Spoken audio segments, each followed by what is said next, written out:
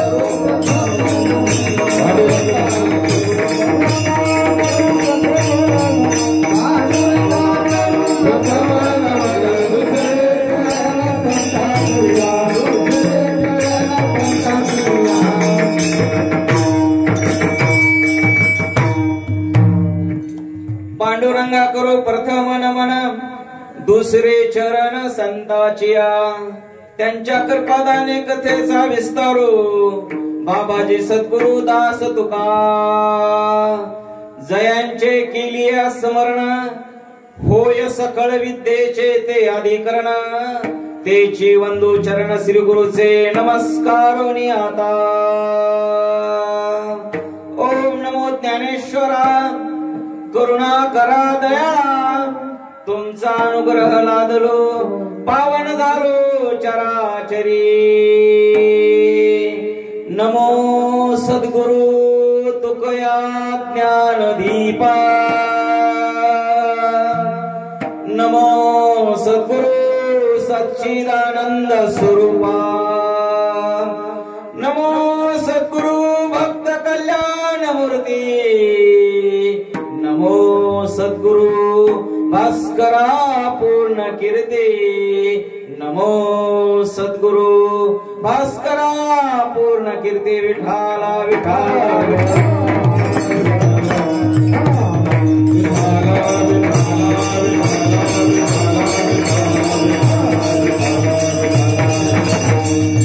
स्वाभिमानी महाराष्ट्राचं स्वप्न पाहणाऱ्या राष्ट्रमाता माझी जाऊसाहेब त्या स्वप्नांना सत्यामध्ये उतरवण्यासाठी शमशेरीच्या तलवारीच्या टोकावरती महाराष्ट्रामध्ये हिंदवी स्वराज्य निर्माण करणारे छत्रपती शिवाजी महाराज धर्मासाठी रक्षण करणारे धर्मवीर छत्रपती संभाजी महाराज महाराष्ट्राच्या मराठी मातीमध्ये शिक्षणाचं बीज पेरणारे क्रांती सूर्य महात्मा ज्योतिबा फुले त्या बीजाचा वटवृक्ष निर्माण करणारे कर्मवीर भाऊराव पाटील देशासाठी बलिदान देणारे भगतसिंग राजगुरू आणि सुखदेव तरुणांनो झेप घ्या दिशा तुम्हाला शरण येतील असा मूलमंत्र देणारे स्वामी विवेकानंद कीर्तनाच्या माध्यमातून समाज परिवर्तन करणारे तीन महान संत संत तुकडोजी महाराज संत गाडगेबाबा महाराज आणि जगाचे गुरु असणारे जगवंदनीय हृदय सम्राट वैराग्य मूर्ती जगद्गुरु तुकोबाराय या महान मानवांना विनम्र अभिवादन विठाला विठाला विठाला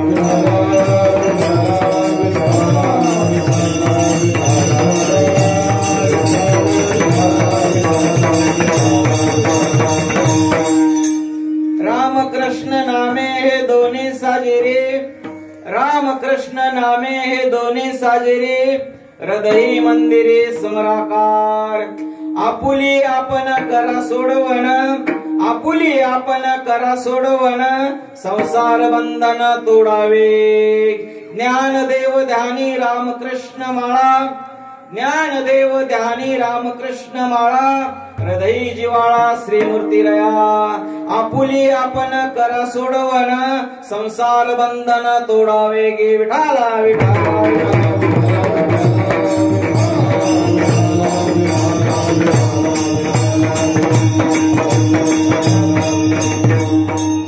प्रस्तुत कीर्तन रूपी सेवे करता निवडलेला अभंग आळंदीचे माऊली असणारे तुमचे आमचे श्रेष्ठ माऊली ज्ञानेश्वर माऊली यांचा अभंग आहे.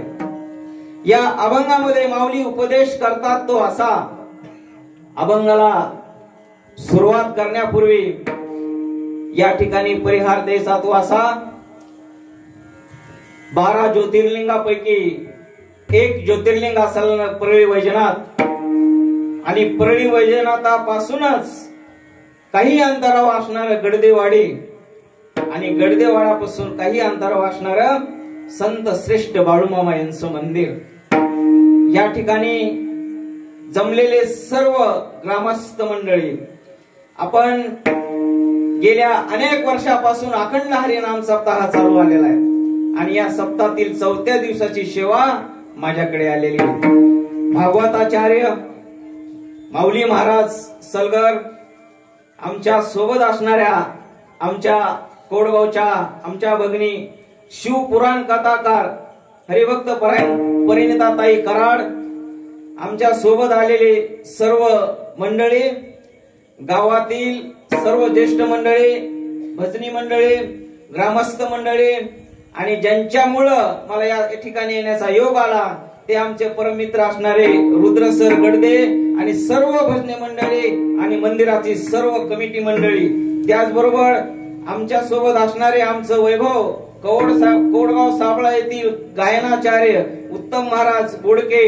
त्यानंतर आमच्या सोबत ताईचे बंधू असणारे सिंध वादकार ओमकार महाराज, समाजसेवक दत्तात्रय साबळे, आमचे बाल कलाकार असणारे कार्तिक महाराज साबळे, अभिषेक महाराज साबळे, त्यांची ही सर्व मंडळी. आणि या ठिकाणी आवर्जून सांगावं वाटतं की पवित्र ते कुळ, पावन तो देश, जेथे हरीचे दास जन्म घेती. अशा पवित्र गडदेवाडीमध्ये ज्या कीर्तनकारांनी जन्म घेतला, आमचे गुरुबंधू असणारे विकास महाराज गरडे कीर्तनकार, महाराष्ट्रातील नामवंत कीर्तनकार. त्याचबरोबर ज्यांनी आवाजाची आता चाल मलतल्यानंतर आपुल्या हित जो असे जागता, धन्य माता पिता दयाची या मृदंगाचार्य असणारे झुंबर महाराज गडदे, परमेश्वर महाराज कुंडकर ज्यांनी आताच चाल मारली, असे वैभव असणारे आमचे सर्व गायनाचार मंडळी. आणि कीर्तन चालू झाल्यानंतर काय वैभव या ठिकाणी मला पाहायला मिळालं. आमचे विनेकरी बाबा अतिशय सुंदर या ठिकाणी आमचं या ठिकाणी स्वागत केलेलं आहे. आज जगामध्ये नव्हे, देशामध्ये नव्हे, संत श्रेष्ठ बाळूमामांचं मंदिर, गडदेवाडीचं असणारं मंदिर हे जगात नाही, देशात नाही, महाराष्ट्रात नाही, मराठवाड्यात नाही, परळी वैजनाथाचं मंदिर आपल्या सर्वांना युट्यूबला चॅनलला दिसणारे आमचे परम मित्र या ठिकाणी न्यूज चॅनल महाराष्ट्र नंबर 1 सर्वांना माझा रामकृष्ण हरी. विठाला विठाला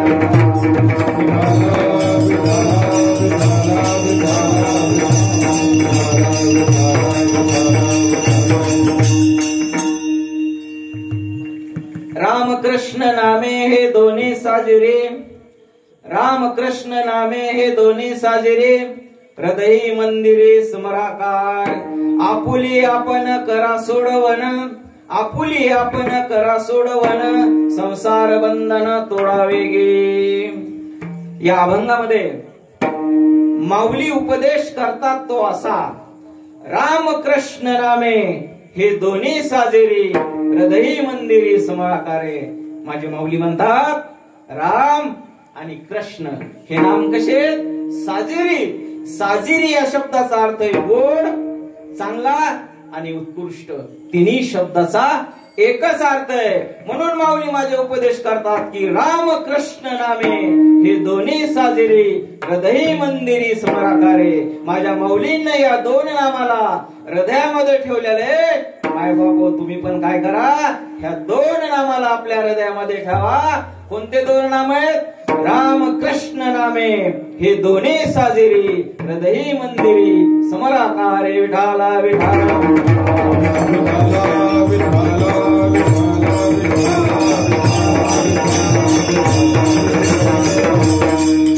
माऊली दुसऱ्या चरणामध्ये उपदेश करतात तो असा, आपुली आपण करा सोडवन संसार बंधन तोडा वेगी. जीवन हे खूप सुंदर आहे.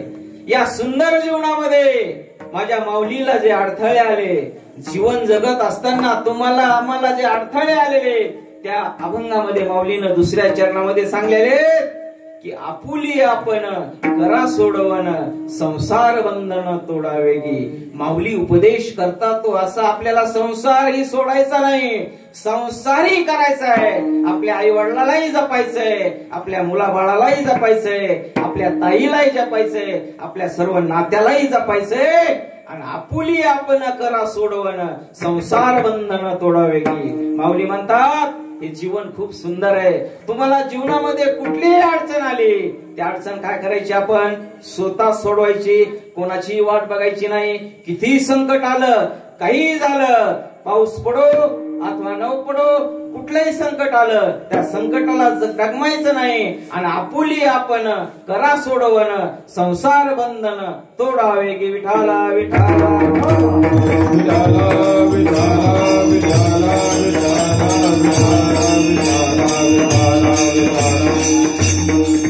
तिसऱ्या चरणामध्ये माऊली उपदेश करतात तो असा, ज्ञान देव ध्यानी रामकृष्ण वाळा हृदय जिवाळा श्रीमूर्तीराया.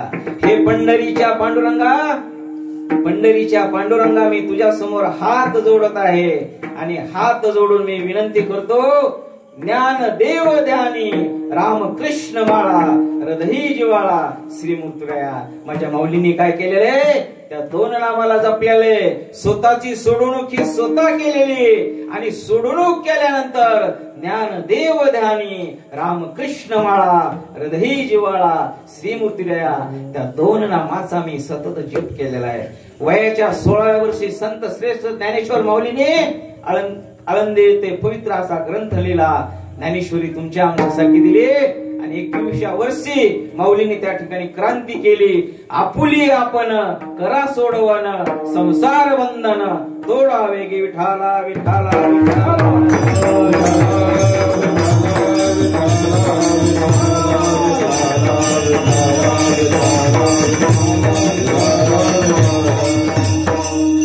महाराष्ट्र ही संतांची भूमी. या संतांच्या भूमीमध्ये अनेक संत जन्माला आले. त्या संतांपैकीच असणारे संत श्रेष्ठ आमचे संत बाळूमामा. बाळूमामाचं आज तुम्हाला वैभव माहिती. बाळूमामांना आज महाराष्ट्रामध्ये अनेक ठिकाणी कार्य केलेले. माझ्या बाळूमामा माळ किती उपकार या जगावर तुम्हाला आम्हाला मिळाले. आणि ते उपकार तुमच्या आमच्यासाठी ठेवलेले खूप जवळून मी पाहिलेले.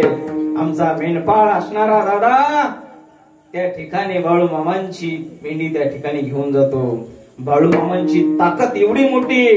आज तुम्ही जो पिवळा भंडारा लावतात, त्या भंडाराची ताकद तुम्हाला आम्हाला कळणार नाही. ती बाळूमामाची ताकद आहे. जीवनामध्ये कुठलंही संकट येऊ द्या, संत श्रेष्ठ माझ्या बाळूमामाला आठवा. तुमच्या जीवनातलं संकट हे दूर जाणार आहे. ती ताकद आहे. ती ताकद आम्ही पाहिलेली. अरे महाराष्ट्राचा मुख्यमंत्री असेल, नाही देशाचा पंतप्रधान असेल, माझ्या मामांच्या मेंढ्या जर रोड ओलांडून जात असतील ना, गाडीतला माणूस म्हणणार बाळूमामाच्या मेंढ्याला ही माझ्या मामाची ताकद आहे. संत श्रेष्ठ बाळूमामाची ताकद आहे. ही तुमच्या आमच्या ताकद आहे. जीवन हे खूप सुंदर आहे. हे जीवन आज आहे, जीवन उद्या नाही. परंतु जीवन जगत असताना काही जरी झालं तरी आपल्या संतांना आपण कधीच विसरायचं नाही. आणि ते संत कुठेही जन्माला घेत नाही. ते जन्म घेतात ते महाराष्ट्रामध्येच घेतात. म्हणूनच म्हणतात, काय म्हणतात आपण? पवित्र ते कुळ पावन ते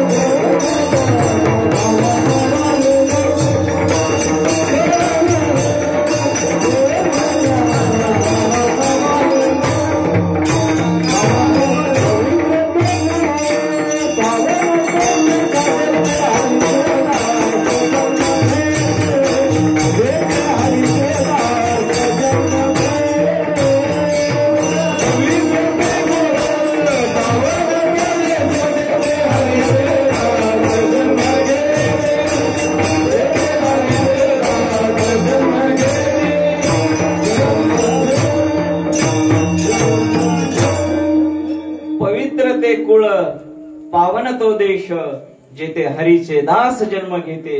पवित्र अशा महाराष्ट्रामध्ये माझ्या बाळूबाबांचा जन्म झाला आणि तुमच्या आमच्यासाठी बाळूबाबा असणारे हे वैभव झाले. मग महाराष्ट्र ही संतांची भूमी. या संतांच्या भूमीमध्ये अनेक संत होऊन गेले आणि संत होऊन गेल्यानंतर वारकरी संप्रदायाची सुरुवात जर कोणी केली असेल तर माझ्या माऊलींनी केलेली. ज्ञान देवे रसिला पाया तुका झाले सकळस. माझ्या माऊलीने वारकरी संप्रदायाचा पाया रचला आणि त्यावर कळस घालण्याचं काम तुकोबरायाने केलेले. संत श्रेष्ठ माऊली महाराज. रामायणातील प्रसंग तुम्हाला माहिती आहे. जगाचे मालक असणारे प्रभू रामचंद्राच्या जीवनामध्ये अनेक मोठे प्रसंग आले. एखाद्या व्यक्तीचं जीवन इतकं आनंदातही जावं आणि जीवन दुःखातही जावं. ह्या दोन्ही बाजू जीवनामध्ये असतात. माणसाच्या जीवनामध्ये सुखही तेवढे आणि माणसाच्या जीवनामध्ये दुःखही तेवढे. जगाचे मालक असणारे प्रभू रामचंद्राची पत्नी असणारी सीता देवीला त्या ठिकाणी नटभ्रष्ट असणारा रावण समुद्राच्या पलीकडे घेऊन गेलता. झाडांना, पशूंना, पक्ष्यांना प्रभू रामचंद्र विचारित होते की त्या ठिकाणी मी कसं जाऊ, माझ्या सीता देवीला मी कसं सोडून आणू. जामवंत त्या ठिकाणी बसलेले होते. रामायणातील प्रसंग तुम्ही आम्ही सर्वांनी पाहिलेला आहे. कोणालाही काही कळत नव्हतं, काय करावं हे सुचत नव्हतं. माणसाच्या जीवनातही तेच असतं. आपण जीवन जगतो परंतु जीवन जगत असताना आपल्यामध्ये कोणती ताकद आहे आणि आपण काय करू शकतो हे आपल्यालाच ओळखता येत नाही. ज्या व्यक्तीला जर कळालं की आपण जीवनामध्ये खूप मोठे, आपली ताकद मोठी, तो जीवनामध्ये यशस्वी झाल्याशिवाय राहत नाही. आणि तोच रामायणातील प्रसंग आहे. प्रभू रामचंद्राचा भक्त असणारा हनुमंतराया. माझे तुकोबराय शरण कोणालाही गेले नाही. शरण जे गेले ते माझ्या हनुमंताला.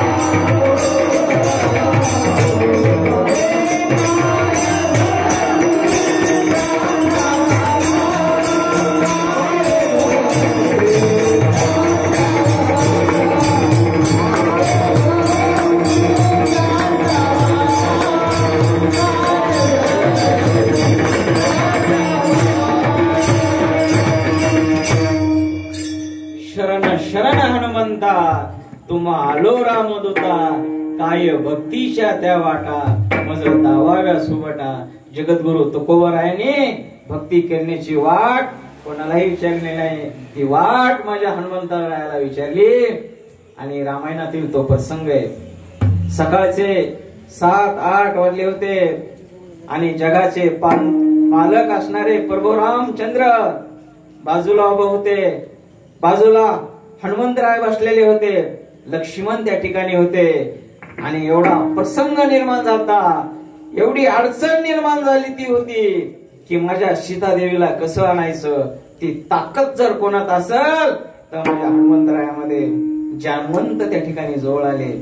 आणि जामवंतानं प्रभू रामचंद्राच्या जवळ जावं आणि विचारावं, स्वामी तुम्ही इकडे तिकडे कशाला पाहता. जो व्यक्ती, ज्या व्यक्तीमध्ये जगामध्ये जी ताकद आहे ते व्यक्ती दूर नाही, तुमच्या जवळच आहे. आणि स्वामीलाही त्या कळलं नाही की इतक्या जवळ आपल्या असणारा व्यक्ती कोण आहे. माझ्या सीतादेवीला त्या ठिकाणाहून कोण आणू शकेल. आणि जामवंत ठिकाणी नाव त्या ठिकाणी सांगितलं, आपला हनुमंत. आपला, अरे आपल्या नावामध्ये खूप मोठी ताकद आहे. जो व्यक्ती आपल्याला आपलं म्हणतो ना तो खरंच जीवनामध्ये आपला व्यक्ती असतो. तुम्ही वाटानं चालत राहा, एका ठिकाणाहून दुसऱ्या ठिकाणी जा. आणि मोटरसायकल वाला जर एखादा एकटा जात असेल आणि समोर जर पायानं माणूस चालणार असेल तर त्या व्यक्तीच्या मनामध्ये येते की आपल्या माणसाला घ्यावं. आणि आपल्या माणसामध्ये खूप मोठी ताकद असते. जीवनामध्ये कोणतीही गोष्ट करा परंतु आपले माणसं मोठी करा. जोपर्यंत आपल्याला कळत नाही, आपल्या माणसाची किंमत समजत नाही, तोपर्यंत माणसाचा विकास होणार नाही. आपल्या गावातील एखादा कीर्तनकार असेल त्याचं कीर्तन ठेवा. मृदंगाचार्य असेल त्यालाच बोलवा. गायनाचार्य असेल त्यालाच बोलवा. अरे जग खूप मोठं आहे. जगामध्ये कितीही कीर्तन मिळू शकतात परंतु जीवनामध्ये जर स्वतःच्या गावामध्येच कीर्तन झालं त्याची ताकद तुम्हाला आम्हाला कळणार नाही. आणि प्रभू रामचंद्रांच्या जवळ जाऊन हनुमंतराया म्हणतात, आपला हनुमंत, आपला हनुमंत, आपल्यामध्ये खूप मोठी ताकद आहे. स्वामी त्या ठिकाणी जवळ गेले. हनुमंता आपली सीतादेवी आणायची. बोला स्वामी. आज्ञा त्या ठिकाणी पाळली. आणि प्रभू रामचंद्राने आदेश दिला, आपली सीतादेवी आणायची. आणि सीतादेवी आणायची. आणि प्रभू रामचंद्राच्या समोर असणारे हनुमंतराया जवळ गेले. आणि हनुमंतराया जवळ गेल्यानंतर चमत्कार काय झाला तो पहा. इतका मोठा चमत्कार. प्रभू रामचंद्राच्या समोर आपल्या भक्तांनी हनुमंतरायांनी त्या ठिकाणी एक दगड हातामध्ये घेतला. आणि दगड हातामध्ये घेतल्यानंतर समुद्रामध्ये दगड टाकला. सुरुवातीला त्या दगडावर कुठलंही नाव नव्हतं परंतु हनुमंताला माहित होतं की ही ताकद जर कोणामध्ये असेल तर माझ्या रामनामामध्ये ताकद आहे. आणि रामनामाची ताकद इतकी मोठी आहे. आणि नंतर हनुमंतरायानं काय केलं, प्रत्येक दगडावर राम राम असा शब्द दिला. आणि बघता बघता समुद्र तयार झाला. ही ताकद जर तुम्हाला आम्हाला कळाली ही अभंगाच्या पहिल्या चरणात. राम कृष्ण नामे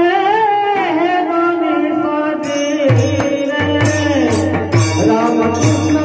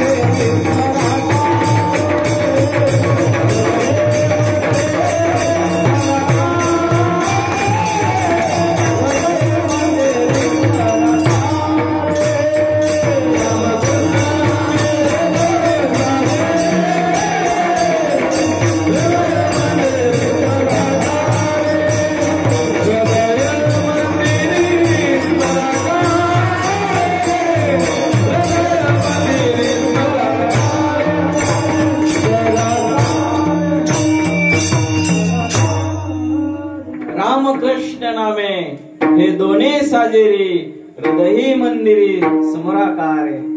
हे नाव इतकं मोठं नाव आहे, खूप मोठं नाव आहे. रामकृष्ण नामे हे दोन्ही साजेरी हृदयी मंदिरी समराकारे. हनुमंतरायानं काय केलं? समुद्रामध्ये ज्यावेळेस दगड टाकायचा आहे त्यावेळेस रामनामाचा दगड टाकला आणि रामनामाचा दगड टाकल्यानंतर मोठा असा पूल तयार झाला. इतिहास आम्हाला सर्वांना माहितीये. सीतादेवी परत आल्या आणि सर्व तुम्हाला रामायण त्या ठिकाणी माहितीये. या ठिकाणी माऊली उपदेश करतात तो असा, रामकृष्ण नामे हे दोन्ही साजेरी हृदयी मंदिरी समराकाले. रामही मोठे आणि कृष्णही मोठे. आपल्या जीवनामध्ये आपण जर रामकृष्ण हरे अशी सतत जर तुम्ही नाम जप केला तर आयुष्यामध्ये तुम्हाला काहीच कमी पडणार नाही. ही ताकद त्या नावामध्ये मोठी आहे. माऊलीचं जीवन तुमच्या आमच्यासाठी माहिती. माऊलीने हे अभंग कशासाठी तयार केला? ह्या जीवनावर आलेल्या त्यांच्या प्रसंगावर तयार झालेला आहे. आणि जीवनामध्ये प्रसंग माऊलीच्या खूप आलेला आहे. ही चारी भावंड संत श्रेष्ठ ज्ञानेश्वर माऊली, छोटीशी 8 वर्षाची असणारी मुक्ताबाई, सोपानदेव आणि निवर्तीनाथ महाराज, ही चारी भावंड या ठिकाणी पैठण मध्ये सुरुवातीला फिरत असताना त्यांना कुठलंही संकट नव्हतं. आणि हळूहळू ही 4 भावंड आळंदीमध्ये आली. आळंदीमध्ये आल्यानंतर छोटेसे असणारे माऊली, माणसाच्या जीवनामध्ये भूक काय असते हे माझ्या माऊलीला विचारा, माझ्या मुक्ताबाईला विचारा. 8 वर्षाची असणारी ही छोटीशी मुक्ताबाई, या मुक्ताबाईला सकाळी 8 वाजता भूक लागली. काय करावं कळत नव्हती. अंगावर वस्त्र नव्हते. माऊलीच्याही अंगावर वस्त्र नव्हतं. छोटीशी असणारी लंगोटी, माझा ज्ञानराज त्या ठिकाणी बहिणीसाठी पळत गेला. बहिणीचं नातं हे खूप मोठं असतं. ज्याप्रमाणे आयुष्यामध्ये माऊलींनी संत श्रेष्ठ आदिशक्ती असणारे मुक्ताबाईचं नातं जपलं, त्याचप्रमाणे तुम्ही आम्ही बहीण भावांचं नातं जपायला पाहिजे. आयुष्यामध्ये पैसा आज आहे, पैसा उद्या नाही, परंतु बहीण आणि भावाचं नातं हे अखंड राहायला पाहिजे. तुमच्या जीवनामध्ये कुठलाही प्रसंग येऊ द्या, तुमच्या जीवनामध्ये एक पैसाही नसू द्या, परंतु जीवनामध्ये एक दिवस कधीही विसरू नका, तो म्हणजे राखी पौर्णिमेचा दिवस. ती बहीण वाट बघत असते. नाही बायकोनं जाऊ दिलं, काहीतरी सांगा, वेगळं सांगा, परंतु आपल्या बहिणीला राखी बांधायला जा.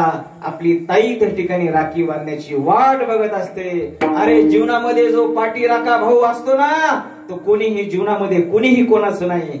सगळेच म्हणतो आपण, नाही कुणाचे नाही कुणाचे कोणी तुझे, नाही कुणाचे कोणी तुझे.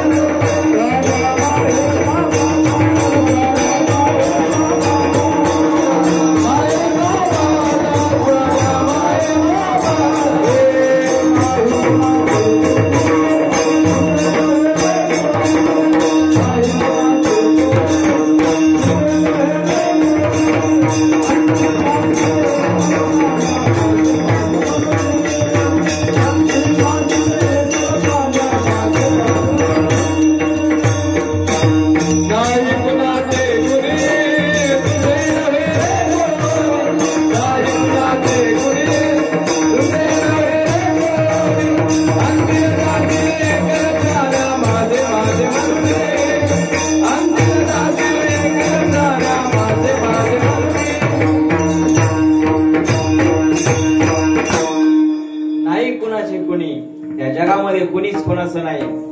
एक प्रश्न मी तुमच्या करता मायबाप विचारतो. आळंदी एवढी मोठी होती, सुरुवातीला आळंदीचं नाव होतं अलंकापुरी. याच अलंकापुरीमध्ये या चारी भावंडांना लोकसंख्या त्या ठिकाणी कमी होती का? सिद्ध बेटावर ही चारी भावंड फिरत होती आणि सिद्ध बेटावर फिरत असताना आपल्या बहिणीसाठी माऊली त्या ठिकाणी मधुकरी मागण्यासाठी गेले. छोटी भाकर देता का, माय भाकर देता का? त्या ठिकाणी माऊली 100 जणांच्या घरी गेले. काही ठिकाणी दगड मारले, काही ठिकाणी अन्याय झाला, परंतु आपल्या बहिणीसाठी माऊलीनी भाकर त्या ठिकाणी घेऊन आले. आणल्यानंतर जीवनामध्ये तुम्हाला प्रसंग माहिती, 8 वर्षाची मुक्ताबाई असणारी खात होते. डोळ्यामधून 8 वर्षाच्या मुक्ताबाईच्या टपा टपा पाणी पडत होतं. अरे ज्या माऊलींनी वैभव निर्माण केलं, 750 वर्ष झाले माझ्या ज्ञानेश्वरी जिवंत आहे. वयाच्या 16व्या वर्षी ज्ञानेश्वरीने पवित्र असा ग्रंथ लिहिला आणि 21व्या वर्षी माझा ज्ञानराज आमच्यासाठी सोडून गेला. ज्या वेळेस छोटीशी 8 वर्षाची मुक्ताबाई भाकर खात होती, डोळ्यामधून टपा टपा पाणी गळत होतं. अरे हे जग झोपलं होतं का? हे जग झोपलेलंच होतं. म्हणून म्हणतो आपण, नाही कुणाचे कुणी तुझे नव्हे रे कोणी. आळंदीमध्ये माणसं नव्हते का? 8 वर्षाच्या मुक्ताबाईच्या डोळ्यातून पाणी येत होतं. माऊली त्या ठिकाणी समोर पाहत होते, परंतु कोणालाही त्या ठिकाणी कीव आली नाही. आणि त्याच वेळेस माझ्या माऊलीने निश्चय केला, अरे तुम्हाला मी या आळंदीमध्येच पाया पडायला लावेन. जीवनामध्ये तुम्ही किती उद्ध्वस्त झालात, जीवनामध्ये तुम्ही कुठली परीक्षा पास झाला नाही, जीवनामध्ये पूर्वी तुम्हाला जमीन होती, तुम्ही भूमिहीन झालात, तरी कुठेही जाऊ नका. तुम्ही क्रांती त्याच गावामध्ये करा. ज्ञानेश्वर महाराजांनी क्रांती केली, जगद्गुरूंनी क्रांती देऊ मध्येच केली. त्यांना कुठेही जाता येत होतं, परंतु ज्ञानराज त्या ठिकाणी गेले नाहीत. हे सगळं वैभव तुमच्या आमच्या करता जे माऊली उपाशी राहिले. आज लाखोचं अन्नदान या महाराष्ट्रामध्ये अनेक सप्ताह होतात, सगळ्या ठिकाणी नाना प्रकारच्या कथा होतात. त्या सर्व जर कोणामुळे होत असेल तर माझ्या माऊलीमुळे होत होतं. म्हणून तुमच्या आमच्या करता काय जर श्रेष्ठ असेल तर ही माऊली आहे. बघता बघता त्या ठिकाणी पुढे गेले आणि पंढरीचा पांडुरंग असणारा जगाचे मायबाप त्या ठिकाणी ज्ञानेश्वर महाराज आपल्याला सोडून जात होते. सर्व मंडळी त्या ठिकाणी आली आणि आल्यानंतर जागा निश्चित झाली. जागा निश्चित झाल्यानंतर काही दिवसानंतर, काही क्षणानंतर, काही वेळानंतर माऊली तुमच्या आमच्यातून जाणार आहेत. किती दुःख त्या ठिकाणी झाले असन.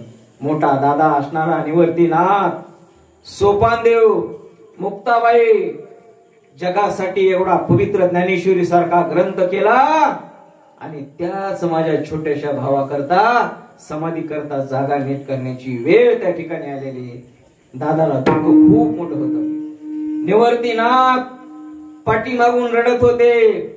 अरे जीवनामध्ये कितीही तुमचे भावाचे हेवे दावे असू द्या, भावाला कधीच कमी लेखू नका. आपला भाऊ हा आपल्या करता खूप महत्वाचा असतं. ज्या वेळेत तुमच्या जीवनामध्ये जर मोठा कुठलं संकट आलं ना, आपला भाऊच आपल्या पाठीमागे उभा होतं. 16 वर्षाच्या ज्ञानेश्वर महाराजांनी ग्रंथ लिहिला आणि निवर्तीनाथ मंदिरच्या पाठीमागे स्वतःच्या छोट्या भावाकरता रडत होते. तुमच्यामध्ये जर एकी असेल, भावाभावामध्ये एकी जर असेल, तर आपल्या गावामध्ये दुसऱ्या परिवारानं तिसऱ्या परिवाराकडे पाडण्याची ही ताकद होत नाही. ही ताकद तुमच्या आमच्या करता महत्वाची.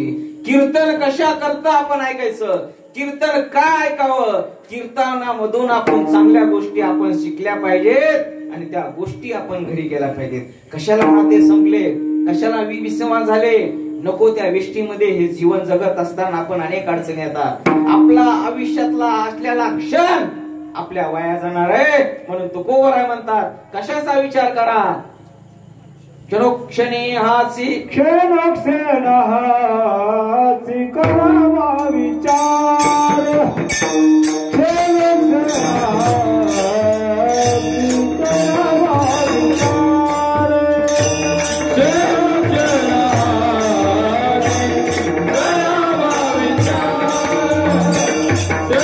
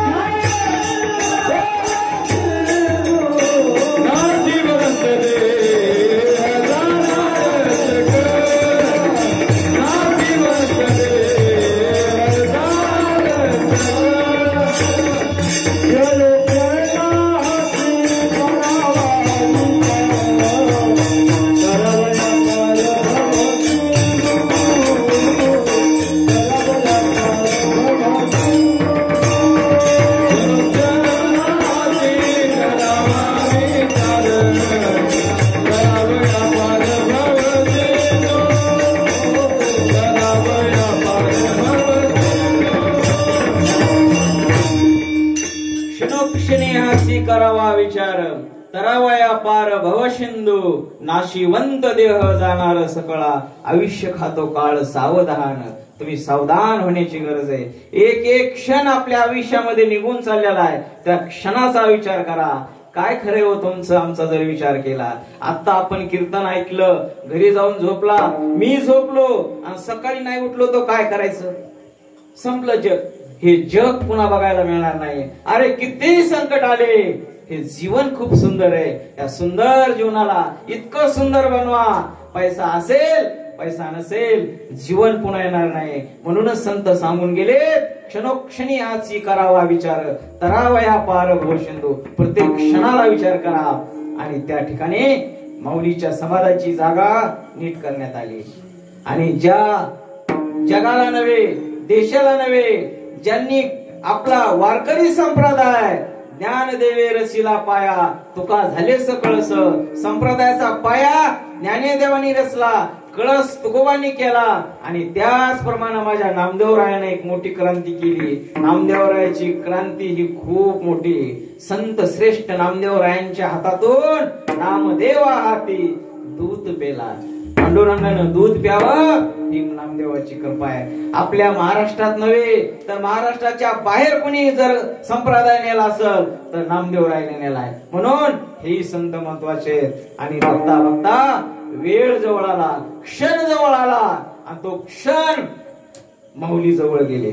आणि जवळ गेल्यानंतर काही क्षणामध्येच माऊली समाधिस्थ होणार आहेत. आणि त्या समाधिस्थ होत असताना जगाचा मालक त्या ठिकाणी रडत होते.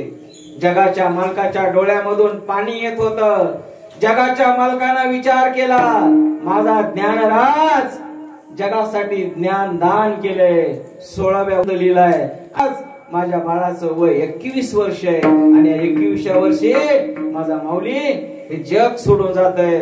त्यावेळी जगाचे मालक रडत होते. त्यावेळी त्या ठिकाणी आईसाहेब म्हणतात, धनी तुम्ही का रडतात? रुक्माबाईनं त्या ठिकाणी प्रश्न केला, तुम्ही मी रडताना एवढं कधीच पाहिलं नव्हतं. रुक्माईनं त्या ठिकाणी उपदेश केला, अरे जीवनामध्ये माझा 21व्या वर्षारी ज्ञानराज जे तुमच्या आमचा सोडून चाललेला आहे, त्याच्यापेक्षा काय दुर्भाग्य आहे. ही क्रांती तुमच्या आमच्यासाठी माऊलीने केली. मग 16 वर्ष आणि 21 वर्ष आज क्रांती कोणी केली नाही. मग 21व्या वर्षी आपण काय करतो हे आपण आपल्याला प्रश्न विचारण्याची आज गरज आहे. आपला मुलगा कॉलेजला जातो किंवा नाही ही पाहण्याची गरज आहे. शाळेत जातो का नाही ही पाहण्याची गरज आहे. जोपर्यंत आपण शिक्षण घेत नाही तोपर्यंत आपली क्रांती होऊ शकत नाही. ज्ञानेश्वरी सारखा ग्रंथ ज्ञानेश्वर महाराजांनी 21व्या वर्षी रचला. तुम्ही आम्ही क्रांती काय केली? क्रांती करायला पाहिजे. अरे अभ्यास इतका करा की गावामध्ये जर तुम्ही लाल दिवेच्या गाडीमध्ये आलात तर जग तुमच्या पाया पडणार आहे. IPS अधिकारी व्हा, इंजिनियर व्हा, डॉक्टर व्हा, क्रांती करा. शिक्षण हे वाघिणीचं दूध आहे आणि जो घेईल तो गुरगुरल्याशिवाय राहणार नाही. शिका, संघटित व्हा आणि संघर्ष करा.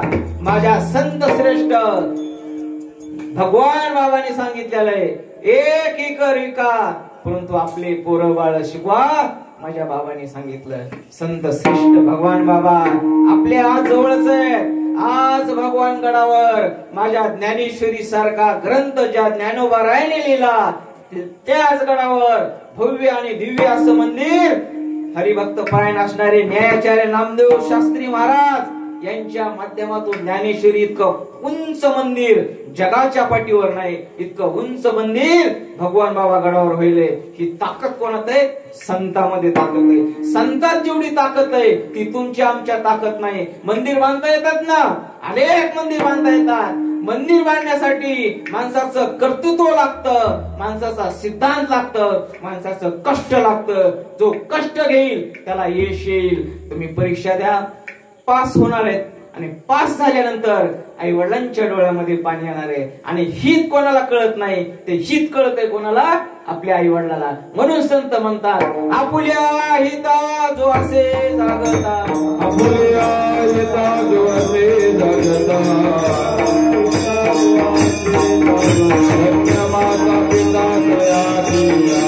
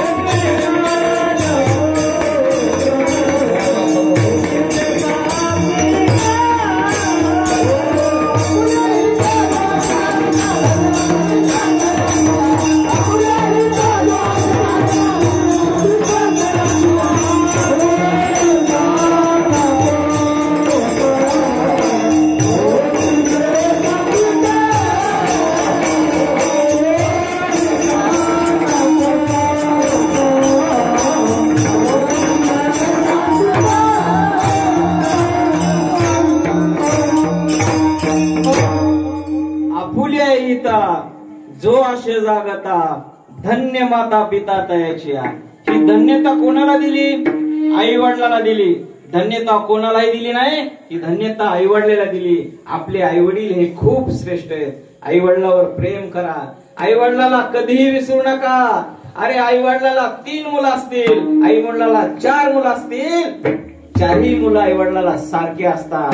4 मुलापैकी एखादा भाऊ जर रोज झुलत येत असेल, त्याला जेवायला त्याची बायको देत नसेल, परंतु त्याची आई कधीच झोपत नाही. त्याला विचारणार माझा बाळ आलाय का, ते नाव आलंय का, हे नाव आलंय का, त्याचे मित्र आलेत का. ते हित कोणाला कळतंय? ते हित फक्त आई वडिलाला कळतंय. आई वडिलाला काहीच अपेक्षा नसते. आई वडिलाला अपेक्षा असते मुलानं 2 गोष्टी चांगल्या बोलाव्या, सुनानं 2 गोष्टी चांगल्या बोलाव्या. काय बिघडत आहे चांगलं बोलायला? अरे चांगलं बोलायला पैसा लागतच नाही. पैसा हे साधन आहे आणि जीवन हे खूप सुंदर आहे. माणसाच्या जीवनामध्ये जर नातं जपायला पैसा लागत असला तर श्रीमंतानच नाते जपले असते. गोरगरीब कशाला नाते जपतात? माझा शेतकरी राजा आहे. अरे शेतकरी राजा आई वडील कधीच आश्रमामध्ये पाठवत नाही. का पाठवायचंय त्यांना आश्रमामध्ये? अरे आईनं आपल्यासाठी काय काय केलेलं असते. ज्या वेळेस तुम्ही छोटे असतात ना, छोटे असल्यानंतर निसर्ग राजा पाऊस पडायला चालू असतो. जूनचा महिना असते आणि जुलैमध्ये त्या ठिकाणी शाळा भरतात. त्या बापाच्या मनामध्ये एकच असते, पाऊस आज पडेल, पाऊस उद्या पडेल, परंतु माझ्या लेकराला शाळेत घालण्यासाठी पुस्तकं कुठून आणायचे, वही कुठून आणायची, पेन कोणता द्यायचा आहे, शाळेत कोणतं टाकायचंय, हे हित कोणाला कळतंय? ते हित फक्त आई वडिलाला कळतंय. आई वडिलाशिवाय जगामध्ये काहीच नाही. आई वडिलावर प्रेम करा.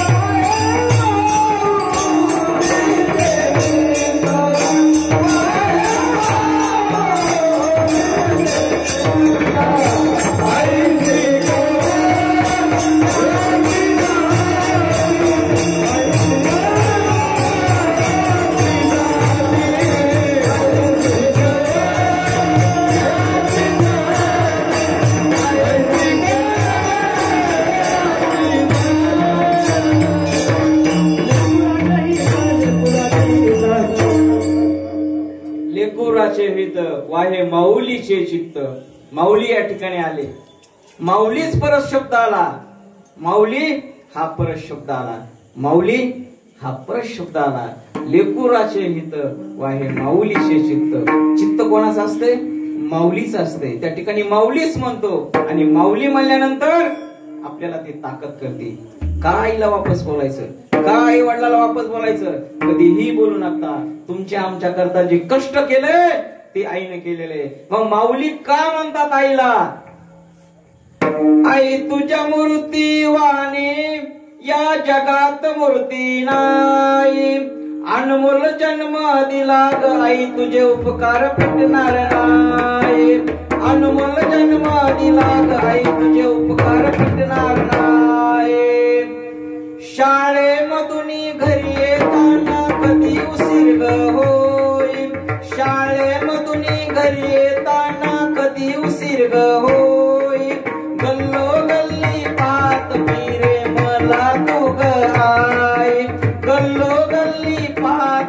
रे मला तू ग आई आई तुझ्या मूर्ती वाणी या जगात मूर्ती नाही अनमोल जन्म दिला ग आई तुझे उपकार फिटणार नाही अनमोल जन्म दिला ग आई तुझे उपकार फिटणार नाही ही आई विठाला विठाला विठाला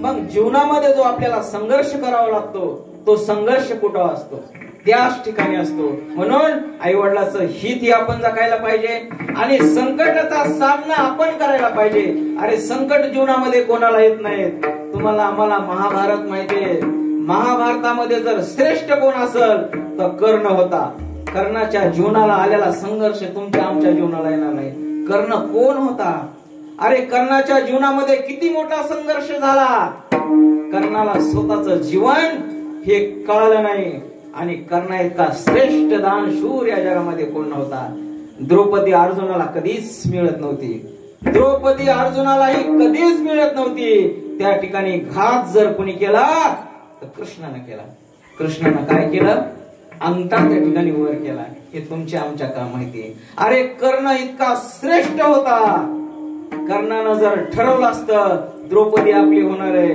त्याकरता कर्णानं काही केलं असतं ती ताकद त्याच्यावरती होते परंतु एकट्याच्या जीवनामध्ये जो संघर्ष झाला ते तुमच्या आमच्या जीवनामध्ये संघर्ष हा कधीच झाला नाही स्वतःची सोडवणूक कर्णानं ही स्वतः केलेली दुसऱ्या तिसऱ्याला कोणालाही आणलं नाही अभंगाचं दुसरं चरण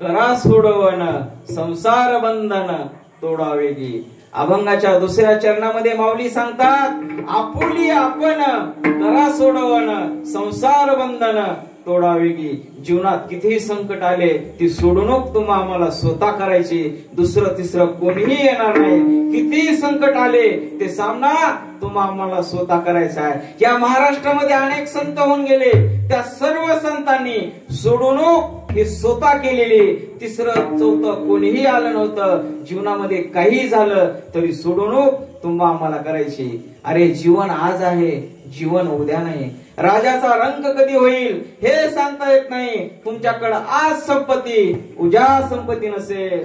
त्या ठिकाणी तुम्ही राजा हरिश्चंद्राची कथा तुम्हाला सर्वांना माहिती, महाभारताची कथा माहिती, रामायणातील कथा माहिती.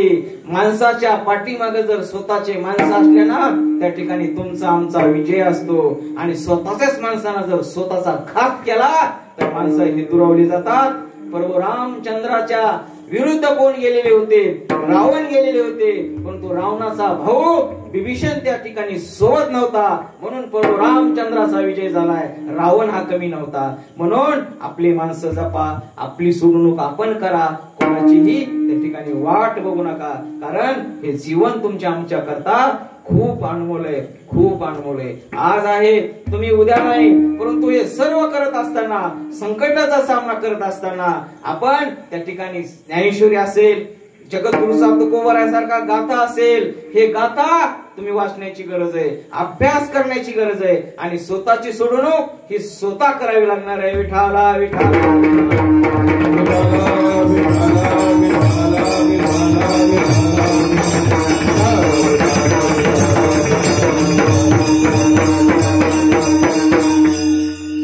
स्वतःचीच आपण सोडवणूक स्वतः केली आणि स्वतःची सोडवणूक स्वतः केल्यानंतर आपलं कुठंतरी हे ध्यान लागलं पाहिजे. अभंगा 37 चरण. ज्ञानदेव म्हणे रामकृष्ण ज्ञानदेव ध्यानी रामकृष्ण महाराज. ज्ञानदेव ध्याने रामकृष्ण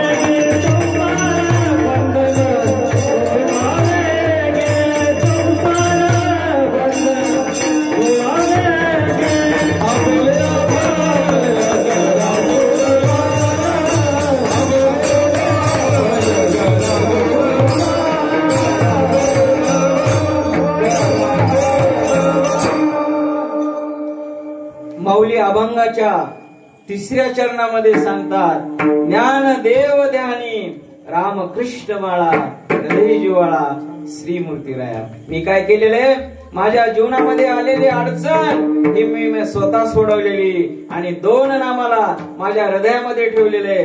रामकृष्ण नामे हे दोन्ही साजेरी, हृदयी मंदिरी समराकारे आपुली आपण करा सोडवन संसार बंधन तोडावेगी. ज्ञान देव ध्यानी रामकृष्ण माळा हृदयी जिवाळा श्रीमूर्ती राया. माझ्या माऊलींनी काय केलेलं आहे, हृदयामध्ये नाव ठेवले, सोडवणूक स्वतः केली आणि पांडुरंगासमोर हात जोडून ज्ञानदेव ध्यानी रामकृष्ण माळा सतत नामाचा जप केलेला आहे.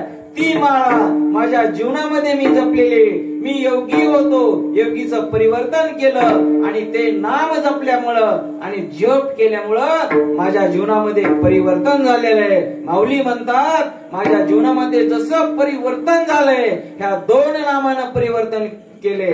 ते 2 नाम कोणते? रामकृष्ण हरी, रामकृष्ण हरी. ज्या प्रमाणे माऊलीने आम्हाला हा ग्रंथ दिलाय, हा मंत्र दिलाय, जगद्गुरु तुकोबरायांनी ग्रंथ जर कोणता दिला असेल तर गाथा निर्माण केली आणि मंत्र जर कोणता दिला असेल रामकृष्ण हरी मंत्र हा जपावा सर्व काळ. तुकोबरायांनी सांगितलं, मीही मंत्र तो जपलाय. ज्ञानोबारायांनी सांगितलं, मीही मंत्र तो जपलाय. म्हणून काय करायचंय, जीवनामध्ये तुम्ही आम्ही रामकृष्ण हरी, रामकृष्ण हरी हा मंत्र जर जपला तर तुम्हाला आम्हाला काहीच कमी पडणार नाही. जीवनामध्ये सर्व करत असताना, जीवन जगत असताना काही गोष्टीकडे तुम्ही जरूर लक्ष द्या आणि त्या जर गोष्टी कोणत्या असतील ते आपण आपल्या गोष्टीवर नियंत्रण ठेवला पाहिजे, आपल्या जीवनावर आपण नियंत्रण ठेवला पाहिजे. आणि जोपर्यंत आपण जीवनामध्ये नियंत्रण ठेवत नाही तोपर्यंत आपल्याला काहीच कळणार नाही. आपली मुलगी जर एखाद्या ठिकाणाहून दुसऱ्या ठिकाणी द्यायची असेल तर 10 वेळेस प्रश्न करा, कारण ते लेकरू आपल्या ठिकाणी 18-21 वर्षच राहते आणि नंतर दुसऱ्या ठिकाणी जाते. कोणाच्याही दलालाच्या मार्फत मुलीची सोयरी ही कधीही करू नका, कारण मुलगी ही कोण असते, काय असते तुमच्या आमच्यासाठी महत्वाची. का करता सोयरीपणी लोकांचं ऐकून? तो मुलगा काय करतो, कसा वागतो, त्याचं शिक्षण काय झालंय, त्याची कमाई काय आहे, 25 किलोमीटर तपासणी करा आणि आपलं लेकरू त्या ठिकाणी आवलं करा. सर्व मायबाप जनतेला विनंती, एखाद्याच्या बहिणीचं जर वाटोळं झालं आणि ती ताई जर घरी असेल ना, तो आई वडील सुखी राहत नाही, तो भाऊ सुखी राहत नाही. म्हणून अशी वेळ ही कोणावरही येता कामा नये. आपल्या मुलीचं लग्न करताना स्वतः आई वडिलांनी गाडीवर बसायचं आणि 25 खेड्यामध्ये त्या मुलाची तपासणी करायची आणि तरच आपली मुलगी द्यायची. कारण कन्या सासूराशी जाय वाट परतुनी पाये. आपण काय म्हणतो त्या ठिकाणी, कन्या सासूराशी जाय वाट परतुनी पाये. आपली मुलगी परत जर वाटेला कोणाची येत असेल आणि परत जर काय पाहत असेल तर आपली आई असते. अरे जीवनामध्ये जुगार जर कोण खेळत असेल ना तर आपला स्वतःचा बाप जुगार करतोय.